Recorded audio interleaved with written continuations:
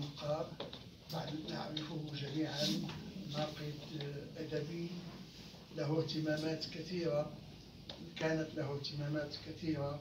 حصل على الدكتوراه في الأدب المقارن، وكتب في القصة وفي الرواية وفي المسرح وفي أدب الأطفال، وخصوصا في النقد الذي يعتبر من ركائز النقد الأدبي في المغرب.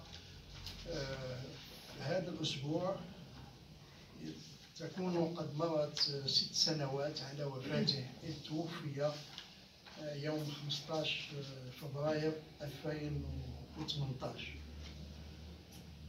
الدار اللي هناك هي من منشورات بيت الحكمة سنة 2021، نشرت صدرت بعد وفاته، ولذلك نخصص لها هذه الأمسية، نخصص لهذا الكتاب هذه الأمسية لنتعمق فيها.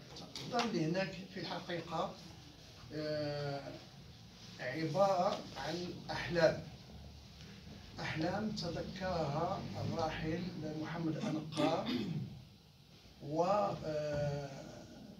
ويجمع مجموع الأحلام التي تذكرها وكتب عنها في هذا الكتاب. أن أكون بينكم في هذه المناسبة بدعوة كريمة من منتدى الفكر والثقافة والإبداع، وسعيد أيضا أن تكون بيننا الأستاذة سعاد أنقار لنجدد جميعا الدعاء لأستاذنا. ما كانت تستثيرني مسألة الكتابة، تخيل الكتابة، سؤال الكتابة مثلا، والكتابة بصفته رجل غضب وتفكير في